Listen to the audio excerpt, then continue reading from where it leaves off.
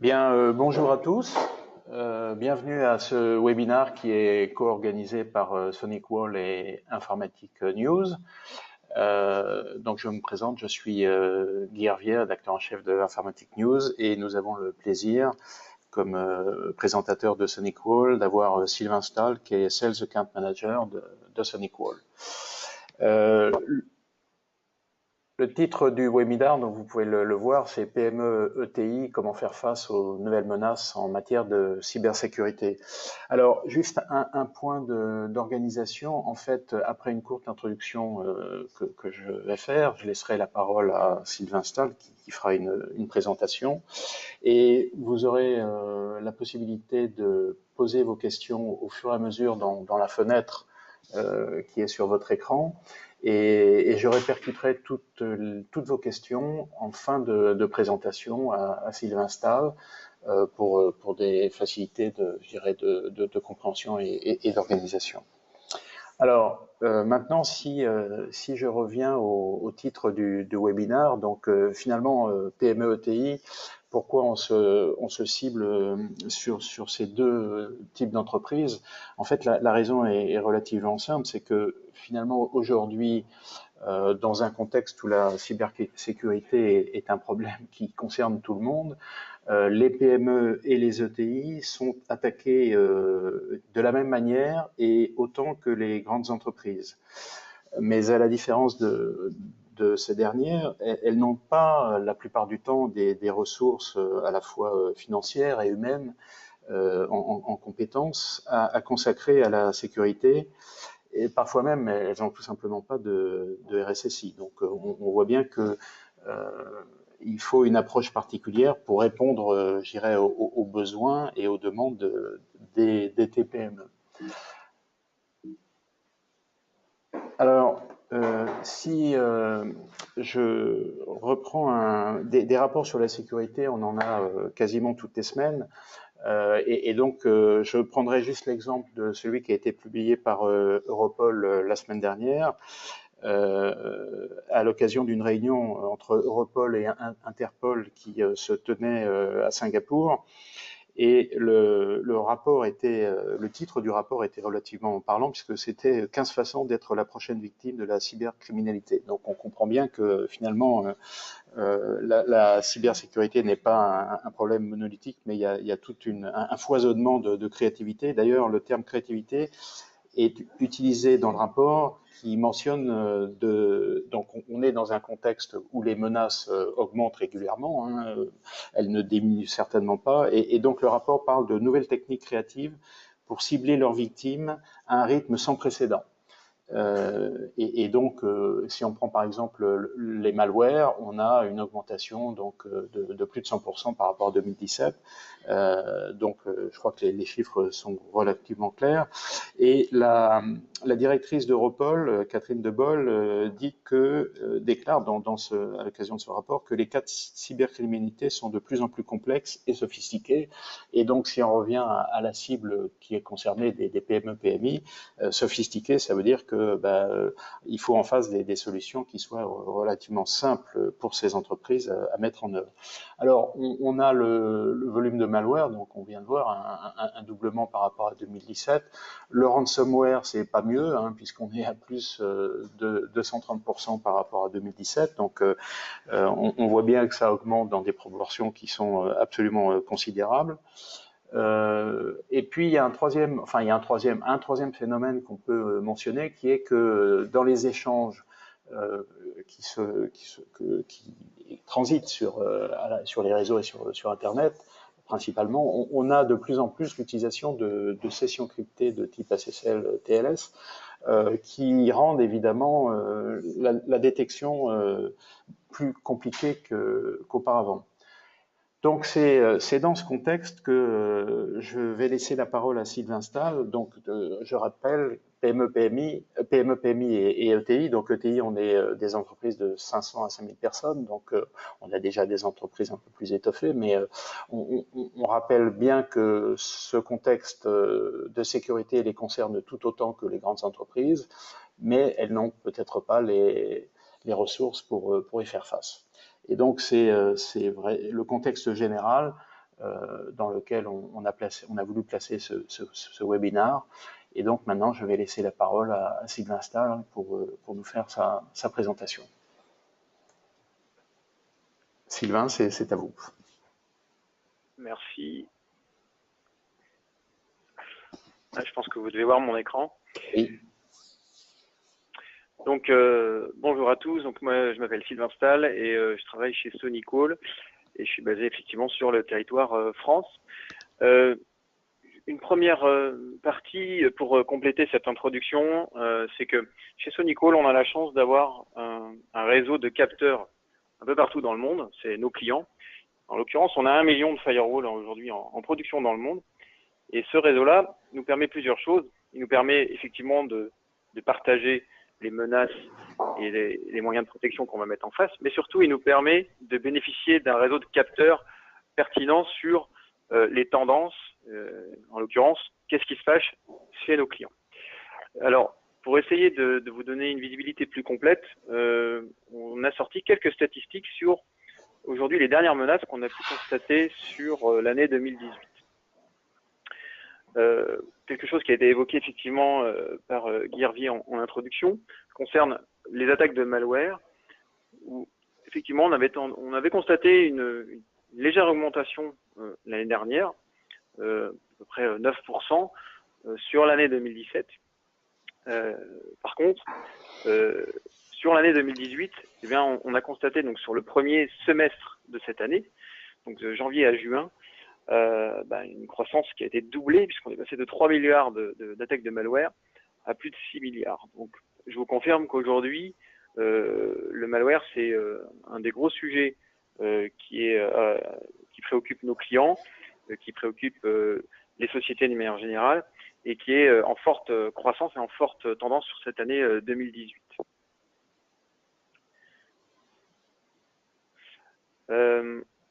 Si on se concentre sur un client type Sonicall, un client type va recevoir chaque jour 79 attaques de malware, en sachant qu'il suffit qu'une seule attaque arrive sur le réseau pour perturber le fonctionnement des entreprises. On s'aperçoit quand même qu'on a un nombre assez conséquent d'attaques qui arrivent chaque jour et qu'il faut contrer au sein des entreprises. Alors, autre statistique qui a été aussi évoquée en introduction, c'est concernant les ransomware. Je vous confirme qu'effectivement, sur cette année 2018, nous on constate une croissance qui était multipliée par 3 sur les ransomware. On pensait que c'était quelque chose qui était commencé à décliner sur l'année 2017. Et en fait, on a un grand retour des ransomware sur cette année 2018. Donc les ransomware, pour ceux qui ne sont pas forcément fait, c'est notamment des menaces qui cryptent, qui chiffrent les données sur les PC, sur les serveurs et ensuite qui demandent des rançons.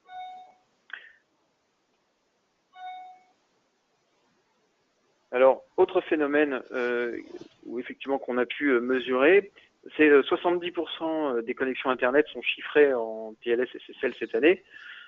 Pour la France, on est même au-dessus, on approche des 80%. Donc, c'est-à-dire que 80% aujourd'hui des sites web visités sont en HTTPS, utilisent derrière le certificat SSL. Alors, partant de ce postulat, on a été chercher un petit peu plus loin et on s'aperçoit que dans ces liaisons donc chiffrées, qui donc représentent 70% du trafic, on a aujourd'hui 5% des malwares qui s'engouffrent dans ce trafic chiffré. Ça, c'est quelque chose d'assez important, puisque si vous avez un équipement, un firewall d'ancienne génération, un routeur assez simple, par défaut, ce trafic-là ne sera pas inspecté, ne sera pas identifié. Donc, ça veut dire que potentiellement, vous avez 5% de malware qui vont passer la porte de l'entreprise et qui ne seront pas interceptés par un firewall.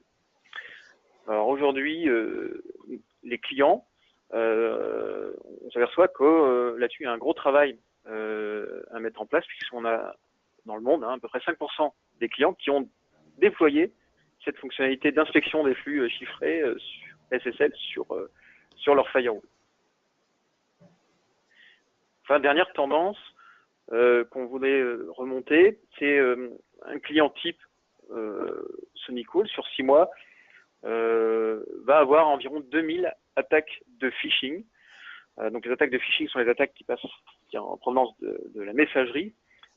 Donc une valeur qui reste très importante et qui confirme que aujourd'hui, la sécurisation de la messagerie, c'est peut-être le point d'entrée principalement utilisé dans les entreprises pour véhiculer des malwares, des ransomware et autres virus. Alors partant de ces données, la question qu'on va avoir derrière, c'est quelles sont les recommandations et les solutions qu'on peut mettre en place. Et là, on se retrouve avec des clients qui sont souvent un peu perdus, parce qu'ils disent, bah oui, okay, d'accord, on a vu, on nous dit qu'il faut protéger les mails, on nous dit qu'il faut protéger, faut avoir un firewall, on nous dit que derrière, il y a des malwares, des ransomware, du trafic chiffré, bref, qu'est-ce qu'il faut que je mette en place et surtout, est-ce qu'on peut mettre peut-être une hiérarchie des menaces pour savoir par où je dois commencer. Alors c'est ce qu'on a essayé de faire pour la première fois cette année.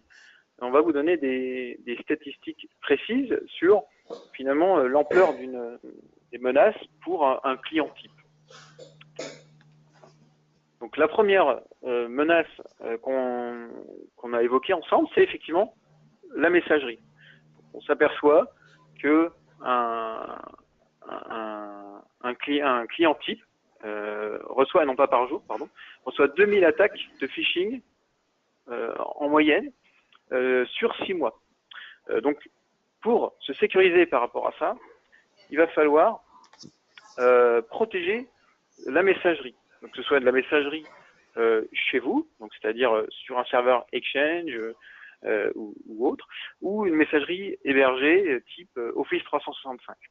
Donc, par rapport à ça, on préconise de mettre en place des équipements qui permettent d'inspecter ces mails, aussi bien sur de l'antivirus, de l'anti-spam, mais également d'aller un petit peu plus loin sur la pièce jointe et éventuellement l'ouverture de la pièce jointe, ce qu'on appelle le terme sandboxing, c'est-à-dire l'ouverture dans un environnement sécurisé en dehors de l'entreprise. On va ouvrir la pièce jointe, non pas pour lire la pièce jointe, mais pour regarder le comportement, on va dire une analyse comportementale de la pièce jointe. Donc chez SonyCool, vous voyez sur la droite, nous on sait faire ça aussi bien en appliance physique, si vous avez un serveur de messagerie dans l'entreprise, ou sur une machine VM, ou sur un serveur Windows, ou alors dans le cloud, il y a une solution qui s'appelle Hosted Email Security. Juste une petite question, Sylvain. Quand vous dites ouverture de la pièce jointe, est-ce qu'elle se fait, par défaut, systématiquement, ou est-ce qu'elle se fait quand il y a un doute ou une incertitude? Non, en fait, la pièce jointe va d'abord passer par des systèmes, on va dire un peu plus classiques de protection dans les firewalls, c'est-à-dire les signatures. S'il n'y a pas de signature connue, à ce moment-là, on va mettre en place ce phénomène de sandboxing. On va aller un petit peu plus loin pour regarder est-ce qu'il n'y a pas des menaces potentielles liées à cette fameuse pièce jointe. Mais par défaut, si on est déjà sur une menace qui est connue et identifiée, notamment dans le cas de signature, on n'a pas besoin d'aller plus loin. On sait que la menace n'est pas bonne et on va la bloquer. Et ça représente quel pourcentage à peu près des pièces jointes dont la signature est inconnue, en gros, pour avoir une idée? Non, c'est assez variable. Je dispose pas de cette valeur de pourcentage entre inconnu et connu sur les pièces jointes de mail. Par contre, je la dispose sur le trafic web, sur les firewalls, etc. On va l'évoquer après. Donc, je connais cette valeur sur le trafic web. Par contre, sur les pièces jointes de mail, c'est une valeur que je connais pas. Effectivement, qu'on pourrait demander à notre recherche et développement. Alors, l'autre aspect, c'est la deuxième chose. On s'aperçoit qu'effectivement, on se retrouve avec 14 000 attaques en moyenne par client sur le premier semestre de l'année. Alors, 14 000, c'est considérable, surtout qu'on a vu que c'était une forte croissance, quasiment doublée sur ce premier semestre. Et effectivement, ça va être le rôle du firewall. Alors, le firewall, lui, on va parler de Next Gen Firewall. Maintenant, le Next Gen est peut-être plus si Next, puisque ça fait déjà quelques années qu'on parle de Next Gen Firewall. Et on va parler d'un firewall qui va faire son travail d'analyse applicative, d'analyse antivirus, d'analyse derrière anti-spyware, filtrage URL, etc., etc. Donc ça, c'est le rôle du firewall qui existe chez SonyCool aussi bien en boîtier physique, hardware, que en firewall virtuel, notamment, pourquoi pas, pour sécuriser des data centers, et puis également, qui existe également dans le cloud, si vous avez des applications hébergées. Donc là, on se retrouve vraiment avec la fonctionnalité du firewall, qui va être là pour bloquer en moyenne donc 14 000 attaques sur 6 mois par client. Alors, autre aspect, on a évoqué aussi en introduction la menace chiffrée, ce qu'on appelle le Deep Packet Inspection TLS-SSL. C'est la manière de pouvoir inspecter ces flux chiffrés, c'est-à-dire les connexions HTTPS. Donc pour mémoire, on avait évoqué 70% de connexions chiffrées dans le monde. Maintenant, on est à 80% en moyenne en France. Ça, c'est quelque chose qui est réalisé également au travers du firewall. Chez SonyCool, c'est intégré de base sur l'ensemble des firewalls à partir de la gamme TZ. Et vous pouvez déchiffrer au travers du firewall ce trafic pour pouvoir faire une analyse. 2% aujourd'hui des fichiers qui ne sont pas inconnus vont être analysés à l'étape supérieure, c'est-à-dire le sandboxing. Donc, le sandboxing, je rappelle, c'est on prend le fichier, on le sort de l'entreprise dans un environnement sécurisé et on va l'analyser à l'extérieur de l'entreprise. On va l'ouvrir tout simplement. Et donc, on va l'ouvrir aussi bien sous du Linux, sous du Windows Server, sous de l'Android, sous de l'iOS. Bref, sur des hyperviseurs différents, sur des émulations différentes de systèmes d'exploitation et derrière dans un environnement virtualisé. Donc ça nous permet effectivement de détecter 739 menaces par jour dans le monde. Alors vous allez dire, oui, dans le monde, c'est pas forcément énorme. Oui, mais il suffit, c'est toujours pareil, il suffit d'une menace qui arrive jusqu'à votre entreprise pour que vous soyez fortement impacté. Alors cette technologie de sandbox, vous voyez sur la droite, là, hyperviseur, émulation et virtualisation. En janvier, on a rajouté un filtrage supplémentaire et qui était basé pour identifier les failles sur les processeurs. Alors, qu'est-ce que c'est que les failles sur les processeurs? Je vous ai mis sur la gauche un rappel de certaines failles qui ont été médiatisées cette année. C'est notamment le cas de Meltdown, Spectre ou Foreshadow, qui sont des failles qui impactent directement le processeur. Alors, la plupart des constructeurs de matériel ou des éditeurs, après, ont proposé des patchs pour corriger ces failles, mais tout le monde ne les a pas forcément appliquées. Et puis, d'autre part, il y a des nouvelles failles qui sont détectées très, très régulièrement. Donc, on a rajouté à notre moteur de sandboxing un filtrage supplémentaire qui s'appelle RTDMI et qui est basé donc justement sur la mémoire. On va se baser sur les quelques nanosecondes d'exécution au niveau du processeur pour pouvoir détecter les failles potentielles liées à la mémoire. Et ça, ça nous permet de détecter, ça nous a permis en tout cas sur 6 mois de détecter 12 300 nouvelles menaces qu'on n'avait jamais vues jusque-là. Alors ça représente à peu près 68 nouvelles menaces par jour, qui étaient clairement inconnues jusque-là. Donc ça, c'est quelque chose qui est présent également dans notre sandboxing. Donc tous les clients SonyCool qui bénéficient de la sandboxing, depuis janvier, ils ont également ce filtrage supplémentaire qui s'est ajouté. Parce que effectivement, là, je reprends ce que vous disiez qui me paraît très important, c'est-à-dire que comme là, on est au niveau du processeur, en fait, le temps de réaction doit être extrêmement rapide, parce que autant quand c'est une attaque au niveau des premières couches que vous avez mentionnées, la sécurité de la messagerie, les malwares, on n'est pas, enfin, il n'y a pas obligation de réagir à la nanoseconde près, alors que là, au niveau du processeur, il faut réagir immédiatement. Ça, c'est très important, non? Exactement, et c'est quelque chose qui n'est pas possible à faire sur un environnement, sur un firewall, par exemple. Un firewall va avoir du mal à travailler sur de la nanoseconde. C'est pas des équipements qui permettent de faire ce genre d'analyse. Donc, ça nécessite vraiment une architecture très particulière. Donc chez nous, ça fait office d'un brevet et qui permet de pouvoir faire cette analyse directement sur l'exécution du processeur dans ces nanosecondes. Donc la seule manière de pouvoir faire cette analyse-là, c'est effectivement un environnement dédié à ça et qui se trouve en dehors de l'entreprise, dans un environnement de production spécifique pour ce genre d'analyse. Ouais, tout à fait. Et vous avez mentionné donc Spectre et Meltdown, donc effectivement on en a pas mal parlé. À supposer que de nouvelles failles apparaissent, il vous faut combien de temps pour développer les fonctionnalités qui permettent de réagir à ces failles? Alors, en fait, la détection est immédiate. Hein, c'est d'ailleurs ce qui se passe, c'est notre quotidien, puisque là, sur 6 mois, par exemple, on a détecté 12 300 nouvelles menaces. Hein, ça veut dire que jusque-là, personne ne les avait détectées. Donc, c'est vraiment le rôle de cette analyse-là sur la mémoire. Une fois qu'on a détecté cette analyse, première chose, on va prévenir la communauté des clients SonyCool en disant, je vous ai évoqué tout à l'heure qu'on avait 1 million d'équipements.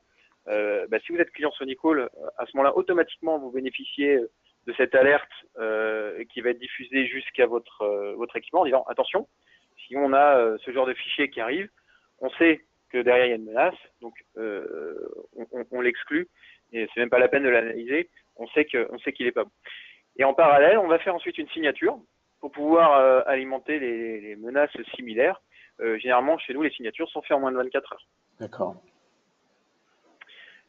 Alors ensuite, une fois qu'on a fait toutes ces analyses sur le firewall et puis également en dehors de l'entreprise avec l'environnement sécurisé sandboxing, il reste un dernier rempart, c'est le poste du client ou le serveur sur lequel, finalement, deux exemples concrets. Si vous mettez une clé USB, par exemple, dans un ordinateur, le contenu de la clé USB, par défaut, n'est pas analysé par le firewall, puisqu'il n'y a pas de trafic en provenance de l'extérieur de l'entreprise. De même, autre exemple concret, si vous avez un fichier, vous recevez par mail, vous téléchargez un fichier qui contient un mot de passe. Par exemple, un fichier compressé avec un mot de passe ou un fichier Word avec un mot de passe. Eh bien, par défaut, le firewall ne va pas savoir analyser ces fichiers-là, puisque le rôle du firewall n'est pas d'essayer de trouver un mot de passe pour ouvrir le fichier. Donc là, le dernier rempart, ça va être de trouver une protection au niveau du poste. Donc chez nous, on a une solution qui s'appelle Capture Client, qui est une sorte d'antivirus, j'ai mis entre guillemets client, parce que le terme antivirus commence à disparaître, puisque on va bien plus loin qu'un simple antivirus. Là, on se base sur une analyse du comportement, savoir est-ce que quand on exécute un programme, son comportement est normal ou pas. Et également, on va pouvoir faire ce qu'on appelle un rollback, c'est-à-dire si jamais vous avez cliqué sur un ransomware qui a déjà commencé à chiffrer, on est capable de revenir à l'étape précédente, et ce, de manière autonome, c'est-à-dire si vous êtes en déplacement au fin fond des États-Unis un samedi soir et vous rencontrez ce problème-là, vous êtes autonome pour faire votre rollback immédiatement. Ça permet également d'aller un petit peu plus loin et notamment de récupérer le certificat SSL par exemple d'un firewall pour pouvoir automatiquement implémenter, on va dire, le déchiffrement SSL sans avoir de message d'alerte sur son navigateur. Donc ça, en tout cas, c'est la dernière étape, c'est le client sur le poste qui aujourd'hui est quand même nécessaire avec les deux exemples que j'ai pu vous donner.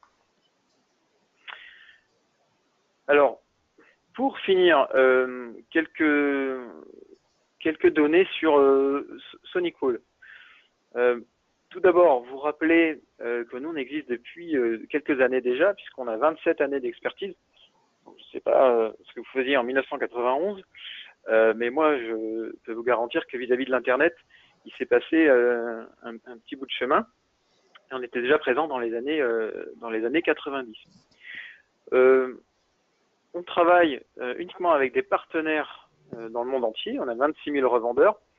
L'idée, c'est que ces partenaires vont pouvoir avoir de l'expertise pour pouvoir installer, déployer et bien configurer les solutions chez les clients ou dans le cloud. On sécurise plus d'1 million de réseaux partout dans le monde. On a plus de 500 000 clients, 290 brevets. On a vendu plus de 3 millions de firewalls depuis que Sonic existe. Et une société de plus de 1600 salariés dans le monde. On a aujourd'hui, on partage lorsqu'on détecte des nouvelles menaces et qu'on génère des signatures, on va les partager également avec un certain nombre d'organismes de recherche pour partager les informations. C'est dans les deux sens. Nous aussi, ça nous permet de récupérer dans notre base des nouvelles menaces détectées par des tiers. On travaille bien évidemment 24 heures sur 24, 7 jours sur 7 sur l'aspect monitoring du réseau, sur le travail pour la réponse aux vulnérabilités 0D. Donc c'était la question tout à l'heure. Effectivement, une fois qu'on a détecté, bloqué une menace, on va apporter une réponse notamment à travers une signature et qui va être générée en moins de 24 heures. Et donc chaque jour, on détecte 140 000 malware qu'on va collecter chaque jour et on va bloquer 30 millions d'attaques chaque jour chez l'ensemble de nos clients. Alors le challenge cette année pour nous et pour donc nos clients, c'est effectivement de savoir traiter d'une part toutes les menaces qui sont de plus en plus avancées. Alors on va parler des ransomware, des malwares, des menaces chiffrées, des cryptojacking, malversing, phishing, on peut parler du crypto-mining, etc. Le challenge, ça va être de gérer ces attaques, mais en provenance de différents points, c'est-à-dire aussi bien le mail que le navigateur, les applications, les fichiers, que le trafic soit chiffré, pas chiffré, sur un réseau filaire, Wi-Fi, dans le cloud, que ce soit une PC, une tablette, bref, tout terminaux. Et derrière, de savoir gérer les composants qui sont critiques. Donc là, on va nous mettre en place un certain nombre d'outils qui vont pouvoir être utilisés par l'ensemble de nos clients. On a évoqué, par exemple, l'inspection SSL, le machine learning, le travail sur les sandboxing, etc., etc. Alors, le sandboxing que je vous ai évoqué tout à l'heure, on va le retrouver ici avec un schéma qui est effectivement la manière suivante. À partir du moment où j'ai un fichier qui n'a pas été connu par un équipement, c'est ce que vous voyez sur la gauche, à ce moment-là, on va le remonter dans le cloud, ce qu'on appelle chez nous Capture Labs.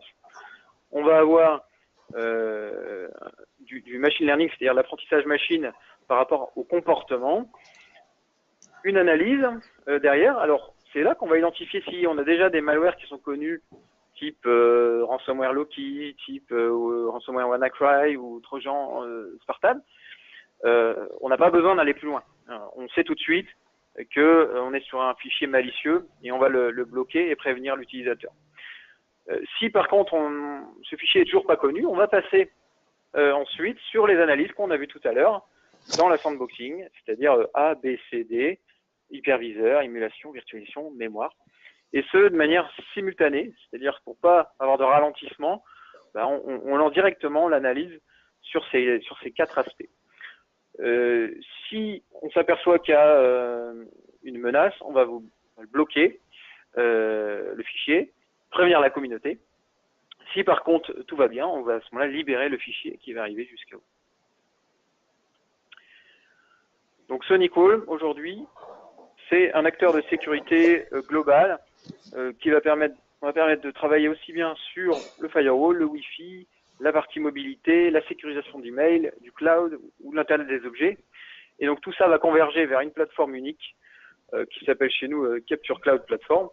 C'est ce qu'on a vu ensemble, c'est-à-dire le fait de pouvoir remonter les menaces et de pouvoir, dans l'autre sens, de pouvoir descendre les dernières signatures qu'on a pu générer et les derniers blocages immédiats qu'on a pu mettre en place.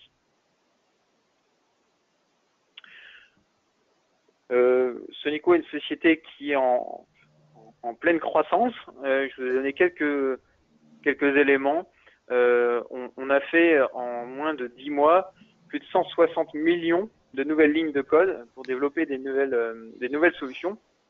Et dans les 10 derniers mois, on a lancé 24 nouveaux produits. Alors vous avez un exemple ici. On a lancé des nouveaux firmware, on a lancé le firewall virtuel, le endpoint pour sécuriser les terminaux, une solution d'analyse dans le cloud, de l'accès distant pour sécuriser vos mobiles, des nouveaux firewalls haute performance et un nouveau système pour la gestion des mails sur lesquels on est capable maintenant aussi, en plus de faire de l'anti-spam, l'antivirus et du sandboxing, de pouvoir travailler sur le lien qui est présent dans le mail, à savoir est-ce que ce lien, on va aller voir qu'est-ce qui se cache derrière ce lien dans un mail. Si on s'aperçoit qu'il renvoie vers un fichier malicieux ou un site malicieux, et bien directement on va pouvoir l'intercepter. Voilà, j'en ai terminé avec la présentation. Très bien. La présentation de manière générale. Est-ce que vous avez merci, oui, une question? Effectivement, c'est le moment de. J'ai quelques questions et si vous en avez d'autres, je les proposerai à Sylvain. Une question toute simple. Donc, on a parlé des malwares, des ransomware. D'ailleurs, entre parenthèses, on voit qu'il n'y a pas de limite à la créativité du vocabulaire parce qu'il y a tout un tas de mots nouveaux qui apparaissent, qui sont liés évidemment à la nouveauté des attaques qui apparaissent tous les jours. Une question assez simple sur le ransomware. Si on est attaqué par un ransomware, qu'est-ce qu'il faut faire? Est-ce qu'il faut payer ou est-ce qu'il ne faut pas payer? Et si un de vos clients est attaqué sous cette forme-là, qu'est-ce que vous lui conseillez de faire? Alors déjà, j'aurais tendance à dire, si on arrive sur une attaque du malware qui s'est mise en place, c'est déjà un peu trop tard. Ça veut dire qu'on n'a pas mis en place des mesures de protection minimale comme celles qu'on a pu voir ensemble. Alors, une des premières choses qu'il faut se poser, c'est est-ce qu'on a moyen de... Quelles sont les données qui sont chiffrées? Est-ce que c'est des données importantes ou pas? Si oui, est-ce que j'ai la possibilité de les retrouver? Alors, ça peut être au travers d'une sauvegarde, ça peut être au travers je sais pas, d'éléments qui auraient été envoyés par mail dans le passé, etc. Mais en gros, est-ce que ces données-là ont une valeur ou pas? Et c'est toute la question qui va découler derrière. Aujourd'hui, mais peut-être je compléterai la question. Donc, vous disiez, il faut regarder si on n'a pas sauvegardé les données par ailleurs, essayer de les retrouver. Mais est-ce que vous, une fois que le client vient vers vous et vous dit j'ai été attaqué par un ransomware, mon système est bloqué. Est-ce que vous êtes, il y a des cas où vous êtes capable de le débloquer ou finalement c'est même pas la peine d'essayer? Non, c'est trop tard. Au sens, en tout cas, c'est pas notre activité. Vous ne faites pas ça. D'essayer de déchiffrer des menaces, des fichiers qui auraient été chiffrés sur un poste, ou essayer de trouver la clé dans l'autre sens, etc. Nous, en fait, tout notre travail, c'est d'intervenir en amont de cette phase-là, c'est-à-dire pour pas que le ransomware arrive ou pour pas que le ransomware se déclenche, ou alors pour pouvoir revenir sur une situation avant le cryptage, ce qui est le cas par exemple de Capture Client, qui est une solution d'un endpoint, c'est-à-dire que si le ransomware s'est activé, là, vous pouvez appuyer sur un bouton et vous revenez juste à la situation d'avant. Voilà. Mais dans le cas d'un client, c'était votre question, dans le cas d'un client qui ne dispose pas de ces solutions-là et qui se retrouve avec un ransomware, effectivement, les chiffres aujourd'hui, on estime 60%. Alors, c'est un chiffre qui peut être plus ou moins discuté. Hein, c'est en tout cas, dans le marché, c'est ce que j'ai pu entendre.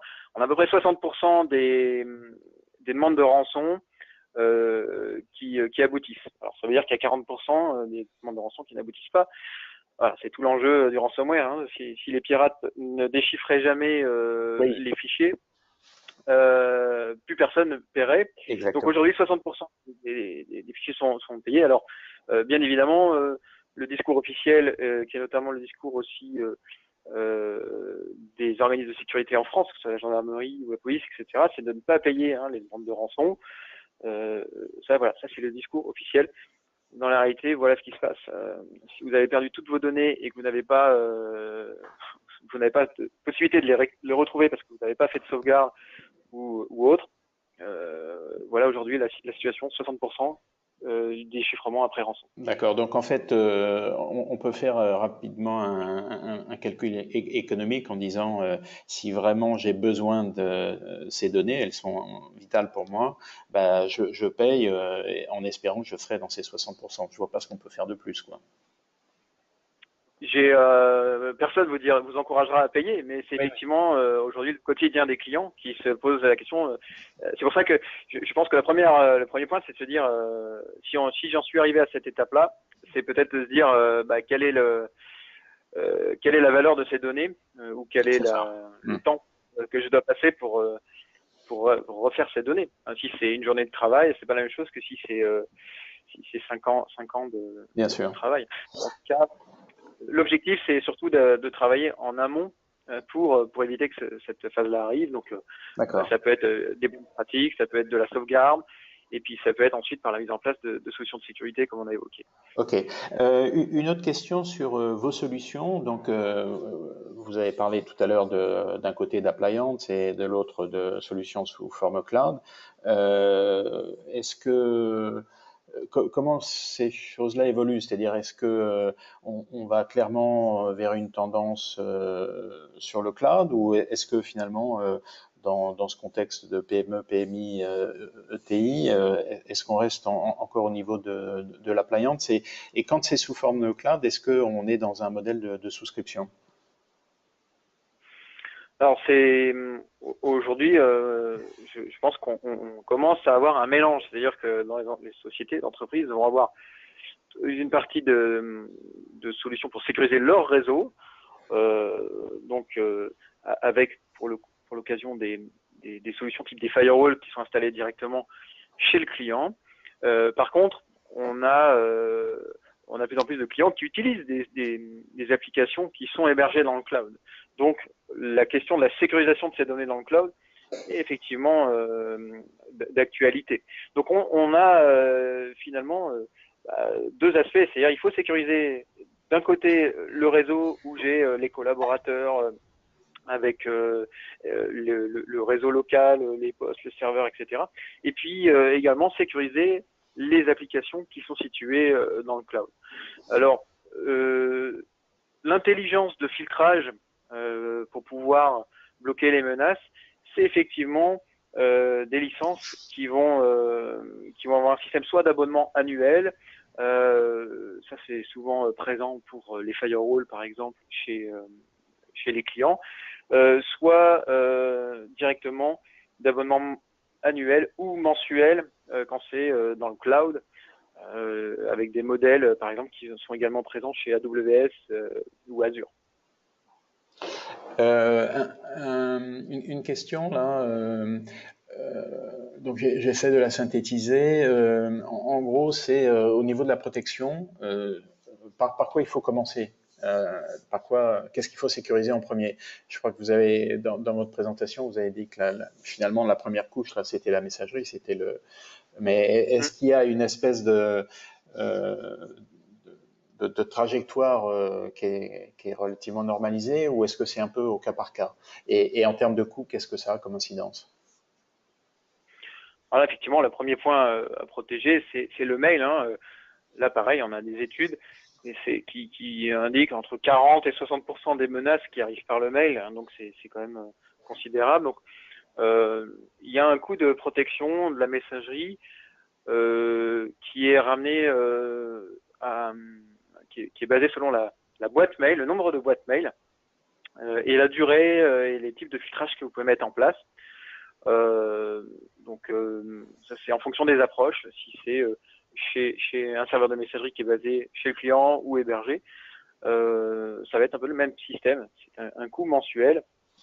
Ce qui peut être intéressant, c'est notamment dans le cas d'une protection chez Office 365. Ça coûte pas forcément plus cher, même au contraire, ça coûte moins cher de bénéficier d'un éditeur de sécurité, par exemple comme SonyCool, pour rajouter une surcouche de protection de la messagerie. Et notamment avec l'enjeu qui est aujourd'hui très intéressant, c'est de pouvoir faire l'analyse comportementale des pièces jointes de mail, donc via le sandboxing.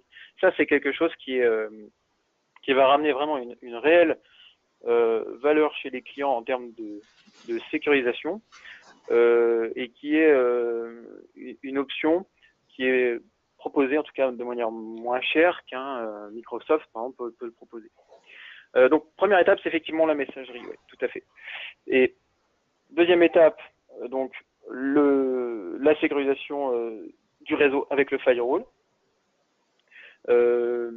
Firewall next-gen avec, si possible également, la mise en place d'une bonne configuration de filtrage d'URL, puisque si les utilisateurs vont pas avoir des sites malveillants, bah, ils ont autant de risques en moins. Et donc ce firewall-là, à compléter avec le déchiffrement SSL, là on est toujours sur le firewall, et à compléter également avec la partie sandboxing des flux web, c'est-à-dire les téléchargements web, etc. Là on est toujours au niveau du firewall. Et puis la dernière couche, c'est donc la troisième étape, c'est le endpoint, c'est-à-dire le poste avec voilà, un antivirus sur le poste. Donc si on peut essayer de résumer, c'est plutôt ces trois étapes-là, hein, le mail, le firewall, avec déchiffrement SSL, le sandboxing, et puis la partie sécurisation du endpoint. Et avec ça, vous avez une sécurité qui est déjà forcément renforcée. Alors justement, là, j'ai une autre question qui complète un peu ce que vous venez de dire. Si on prend le point 2, donc vous avez parlé des firewalls de next gen, donc de prochaine génération. De toute façon, il y aura toujours une prochaine génération. Mais vous disiez que pour inspecter les trafics qui étaient chiffrés, il fallait avoir des firewalls les plus récents. Si on n'a pas ces firewalls les plus récents, est-ce qu'on peut installer une fonctionnalité nouvelle pour pouvoir le faire, ou est-ce qu'il faut changer carrément le firewall?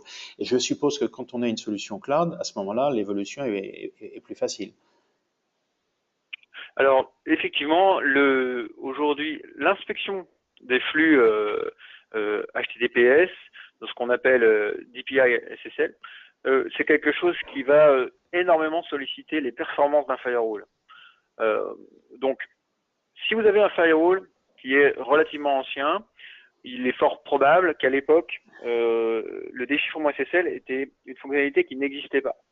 Tout simplement parce qu'on n'avait pas beaucoup de sites qui étaient chiffrés, ou alors les sites qui étaient chiffrés à l'époque, c'était des sites sécurisés, ce qui a considérablement changé. Hein. Donc aujourd'hui, je rappelle, c'est pas parce que vous avez un site en HTTPS avec votre petit cadenas que vous êtes sur une navigation qui est sécurisée. Non, c'est faux. Vous avez aujourd'hui l'assurance d'avoir un cryptage entre votre navigateur et le site internet.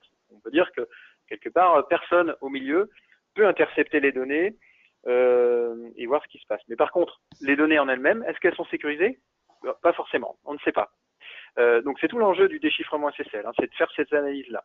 Donc cette analyse-là va demander de la performance au niveau du firewall. Donc toutes les dernières générations de firewall, en tout cas chez nous, chez SonyCool, prennent en considération ça, et on a une montée à peu près en performance multipliée par 18 entre une ancienne génération et une nouvelle génération. Donc multiplié par 18 en termes de performance de déchiffrement SSL. Si vous avez un ancien équipement, là effectivement vous n'avez pas d'autre choix que de changer, d'avoir un équipement qui prévoit, sinon vous allez avoir des forts ralentissements de votre trafic, un débit ralenti, etc. Et c'est pas ce que demandent les clients. Hein. Il faut que le firewall aujourd'hui n'implique pas de ralentissement des flux. Si on parle dans le cloud, à la limite on est dans une solution plutôt virtualisée. Là, le problème est un peu différent, puisque le firewall virtuel, lui, est potentiellement plus évolutif, hein, puisque on va dépendre des capacités de l'hyperviseur. Donc, on peut avoir des évolutions de performance qui sont effectivement plus souples.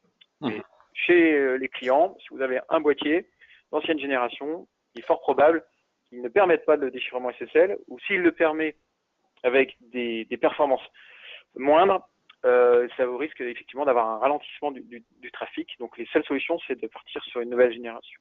Très bien. Donc après, il y a des programmes de migration qui existent, etc. Mais effectivement, d'un point de vue technique, il faut partir sur un nouvel équipement. Alors j'ai une dernière question, Sylvain. Donc tout à l'heure, on a parlé de vos solutions, hein, soit sous forme appliance, soit sous forme cloud. Est-ce que la commercialisation de ces solutions passe par, je suppose, un réseau de partenaires et si oui, si je suis client, comment faire pour choisir le bon partenaire?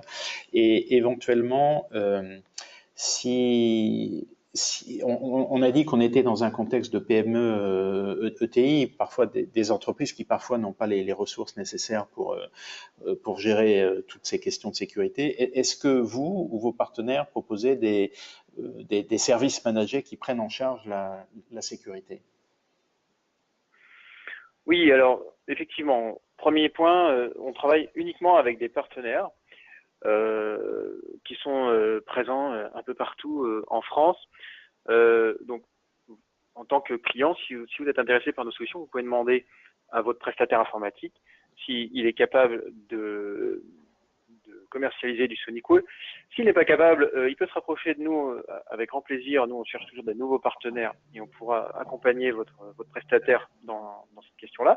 Si vous n'avez pas de prestataire, pareil, vous pouvez nous contacter, on pourra vous mettre en relation avec des partenaires. On a des partenaires certifiés un peu partout en France et qui seront capables de venir au plus près pour déployer la solution adéquate. Concernant la question annexe, concernait plus la partie, le modèle MSSP, c'est ça que vous voulez évoquer? Oui, c'est ça, oui, exactement. Ouais. Donc effectivement, on a une offre également où aujourd'hui on considère que la sécurité c'est un service, c'est pas une acquisition, et donc on est capable nous de proposer de manière mensuelle un certain nombre de services, c'est-à-dire bah voilà, moi je veux être protégé au niveau de la messagerie, au niveau de mon firewall, j'ai tant d'utilisateurs, tant de boîtes aux lettres, sécurisez-moi. Voilà. Effectivement, on a un modèle MSSP qui permet de faire ça avec une approche mensuelle. Cette approche-là permet également d'avoir une certaine évolution, c'est-à-dire que si au bout de 1 an, 2 ans, 3 ans, vous avez plus de personnes qui sont dans l'entreprise et vous avez besoin de changer de firewall, vous avez la possibilité de changer facilement de firewall.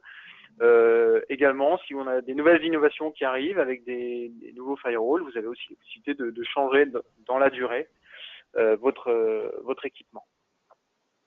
Très bien, bah écoutez, je crois qu'on a fait un tour assez complet. Avant de nous quitter, Sylvain, vous voulez ajouter un dernier mot?